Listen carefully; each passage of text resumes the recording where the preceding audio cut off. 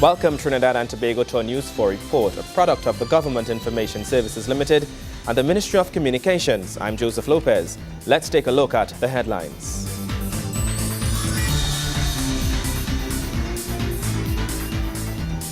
Government seeks to give journalists more protection under the law. Friday, July 5th, dubbed Community Development Day. Constitutional reform hits Tabaquite. We begin with word that today the government is seeking to give journalists more protection under the law.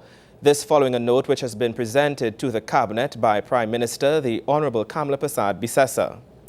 The Cabinet note, which has been presented on the eve of the International Press Freedom Day, will seek to make journalists exempt from facing criminal prosecution for defamation and libel. Announcing the decision, Attorney General Senator the Honorable Annan Ramlogan says the note will give journalists greater freedom to properly conduct their jobs. The note essentially will take to Parliament a draft bill to abolish or exempt journalists from Section 9 of the Act, that is the Libel and Defamation Act, Chapter 1116 of the laws of Trinidad and Tobago, and that provides that if any person maliciously publishes any defamatory material, upon conviction thereof, he is liable to pay a fine and to imprisonment for 1 year. That provision, the media practitioners will now be exempted from it and therefore will no longer be at risk of criminal prosecution from that provision. The Attorney General also says members of the public and public officials still are protected, as journalists are still forbidden from publishing information which they know to be false at the time of publication. We have in fact provided some comfort to those who think the state has surrendered a very important protection to guard against abuse and misuse of the press freedom, and that is Section 8, which requires not just malicious publication of falsehoods, but also knowledge that it was false. So to clarify, if the press knowingly publishes, in other words, you know something is false, you actually know it is false, but you nevertheless misuse or abuse the power that you have to publish such falsehood, then that remains a criminal offense.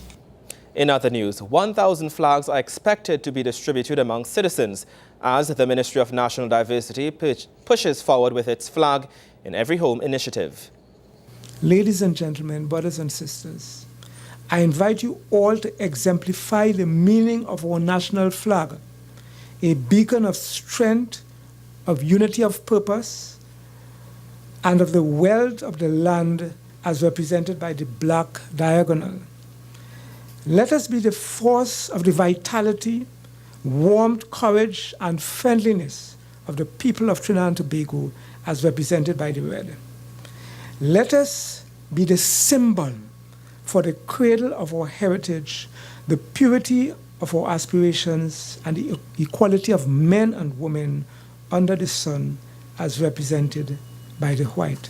On Thursday, the Ministry of National Diversity and Social Integration held its National Flag Draw, which paves the way for the ministry's proposed distribution of 1,000 flags to citizens across Trinidad and Tobago. The Flag in Every Home initiative forms part of the activities the ministry has set out to observe Trinidad and Tobago's 50th anniversary of independence. Senator Mohini spoke of the relevance of the national flag in the wider context of national pride. Our national flag is a symbol of our rise to independence, our independent status. National identity, pride, these are important. Our flag symbolizes part of our identity, and therefore we need, as a nation, to bring it closer to our consciousness and to utilize it to bring our nation and our people closer together. The initiative is a collaboration between the Trinidad and Tobago Postal Corporation and the Ministry and is supervised by the National Lotteries Control Board. At Thursday's draw, 1,000 entrants were drawn from different postal districts. The names of these persons will be announced by the Ministry of National Diversity and Social Integration and the collection procedure for the lucky citizens. Our Honorable Prime Minister, Mrs. Kamla Persad Bissessar, said in her address to the nation on our 50th anniversary of independence last August that, and I quote, "The flag has inspired hundreds of thousands of us. It has brought us to tears. It has filled us with immense pride. It has made us feel at home in foreign places. It has given us a sense of identity and belonging to that special place. It defines us." Nikolai Edwards, News 4. After the break, we will tell you why July 5th is a very important day. Stay with us.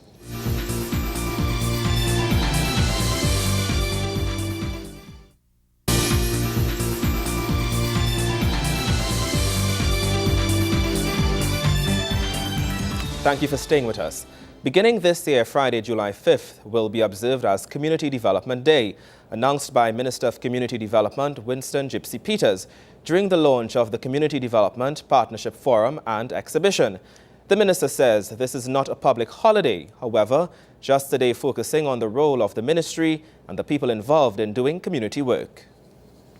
It is in this context, then, that we are hosting this Partnership Forum and Exhibition to bring together practitioners, professionals, volunteers, and civil society to facilitate the sharing of information, building of knowledge, and initiating of actions to strengthen both community development process and the community sector. The minister says the Partnership Forum is being established as a premier biannual exhibition with a local, regional, and international focus. The specific objectives at our inaugural forum are to provide a forum for professionalizing the practice of community development, to promote a holistic and integrated approach to community development, to expose our region to new and relevant best practice and technologies for sustainable community development. Minister Peters also officially launched the Community Development Partnership Forum and Community Heroes Awards, scheduled to take place from July 17th to the 19th at the Hilton Trinidad Conference Center.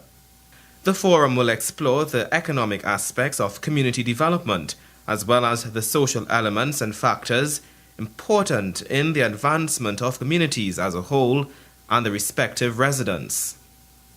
Participants in the forum will include public servants, individuals involved in school work, service organizations such as NGOs and CBOs, schools including tertiary and universities. We give awards to people who are very visual in terms of a national sphere. But oftentimes we forget that in order to become a national hero, you must start in some community. The Community Heroes Awards will be presented to persons who have over the years worked steadfastly towards the development and advancement of communities, and also of people from the various communities who, through the assistance of these unsung heroes, have themselves gone on to be successful and even contribute to their own communities. Policy on Local Government Transformation and Modernization took its consultation process to Mayaro Rio Claro Regional Corporation. The forum gave residents an opportunity to give their views on what they would like to see incorporated into the policy, aimed at giving the local government bodies more autonomy and authority. Residents of Mayaro and Rio Claro came out in their numbers to participate in the ongoing consultation process on policy on local government transformation and modernization. The forum was the 11th to take place since it first began earlier this year. Opening the Southeastern Village session, Permanent Secretary in the Local Government Ministry, Ahmadine Ali, explains how these consultations fit into the ministry's wider plans for nationwide development in all areas. The expected deliverables from this transformation process are better quality service which will enhance delivery time, better communities and this will include dealing with social issues. You know, corporations at this point in time focus a lot on infrastructure development. We want to see in the new scheme of things social issues that are being dealt with, yeah? Especially networking with other agencies, government agencies, to make things happen. And we're looking at stronger councils, which really means a stronger governance structure that is strategic in thinking, resulting in speedier implementation, less conflict with the administrative staff, and having more autonomy. However, the forum raised new ideas and new topics in which local government can be more involved. One resident, a school principal in the area, highlighted the need for more input and assistance from councillors at the school level. Now, even before school opens, we are expected to send in information with regards to whether schools are fit for opening. I, for example, had to do that this term before the term began. Before the term began, I had to send my information in. Of course, the lights weren't working in the boys' toilet. The tiles need doing over because they are all raised and coming off the floor. And there are other things that are going on that the county council could really make an input with regards to these very minor things that I personally cannot do myself. We all look at the role that the county council could play, probably in partnering with the Ministry of Education with regards to the works that are to be done in schools to ensure that schools stay open as long as possible. Because contact time to me is extremely important. Contact time for the children also extremely important. Local Government Minister Dr. Suraj Ratan Rambachan says the government policy goes beyond the norm of local government to an entity that will make an impact on citizen education. Local government councillors and MPs can really play a bigger role in the discipline of the society.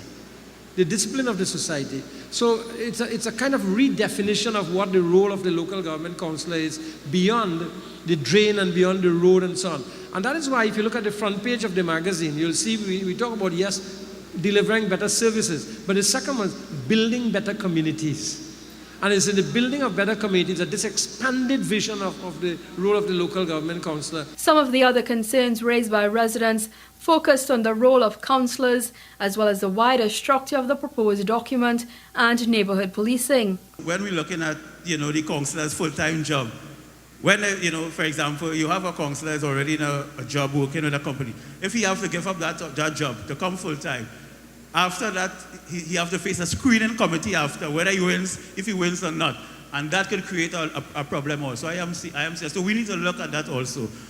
It is my thinking for variety and for different responsible levels that local police, let's say from Mayaro, be responsible, like on the SRP level, be responsible to the board, the local government board.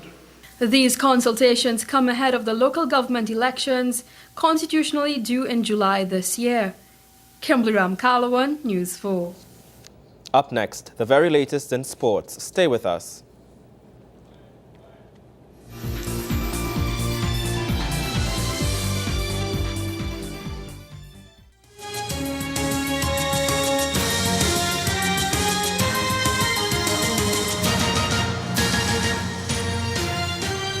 Welcome back. At all levels of football, be it Pee Wee leagues or the pro leagues, the performance of the referee is always a point of discussion. Many asked about the training and assessment of our local referees. Well, we have some of the answers in this Wayne Cunningham report. At the recently concluded CONCACAF Champions League Group 1 qualifiers, the Trinidad and Tobago Football Federation Referees Department took the opportunity to carry out advanced training of its elite group. That group includes current FIFA assistant referee Ainsley Rochard, recently appointed FIFA referee Joel Davidson, as well as future FIFA prospects such as Crystal Sobers. Former FIFA assistant referee and now FIFA referees instructor Marie Gonzalez gave us some insight into the training. Referees in Trinidad and Tobago, since February of this year, 2013, we have embarked on a very intensive training program. Classroom sessions being held on Tuesdays from 6 to 8:30 at the Plaza de Montrose in Chaguanas. On those sessions, we deal with topics such as the interpretation of the laws of the game, fouls and misconducts, the offsides, handling, pushing, and other various types of individual as well as collectively issues that are addressing football matters and refereeing matters on the Tuesday sessions. Following that, we have a number of different programs that are in place, including the mental aspect, including nutrition, in addition to having a national seminar that was held recently to focus on primarily very basic but fundamental topics in the laws of the game. Mr. Gonzalez told us more about the referees department's elite group. The elite group is the very same group that I mentioned. They are made up of about 42 referees throughout Trinidad and Tobago, but these guys are selected based on a recommendation from the regions of Trinidad and Tobago, which is the NFA, the EFA, the ECFU, etc. They meet, and as I said, they are recommended based on a criteria of attendance to training session in their zone, fitness session, also being able to pass the fitness test, honoring appointments. So when this elite group meets now, they are expected now to be the torchbearers of refereeing in Trinidad and Tobago. Inside of that group has the few members that are also on the FIFA panel. Also in that group we have persons who are shortlisted, who are aspiring, and who have been fast-tracked with the expectation for 2014-15 to be given the opportunity to be considered for the appointment on the FIFA panel. Trinidad and Tobago continues to produce officials with the ability to operate at the highest level. We had Joel Davison and Joel Davison being the referee, Ruthven Harris, and Caleb Wales. Those were the three new ones, in addition to Cecile Hines as the female coming onto the panel. But what was outstanding quite recently in the Dallas Cup, which is the first time we have ever had any referees being appointed for the Dallas Cup, 3 of them in particular. And in that particular tournament, coming out of it, Caleb Wales, the assistant referee, who right now actually is in Jamaica in the club championship going on there, he was appointed to the final in that particular tournament. So these guys just coming on within a few months have gotten their first international exposure. Dion Neal has been going to various tournaments throughout the Caribbean, throughout the CONCACAF. Ainsley Rocha just came back from Panama in the under-17 CONCACAF championship there. And it's just a matter of time before Cecile Hines, the female referee, gets her break on the international scene. We'll have more from the Trinidad and Tobago Football Federation Referees Department in a subsequent sportscast. Wayne Cunningham, News 4 Sports. When we return, we tell you about constitutional reform. Stay with us.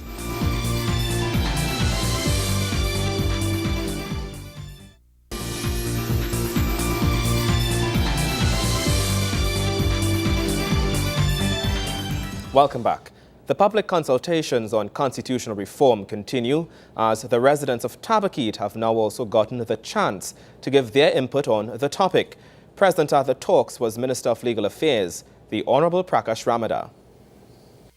Proportional representation, gay rights, fixed election dates, limited terms of office for prime ministers, and the power to fire non-performing MPs and local government officials. These are just a few of the topics that have been brought to the front as discussions continue throughout the country on constitutional reform.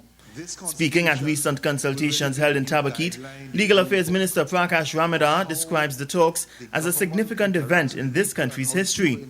He says this is the citizenry's opportunity to correct the failures of the past.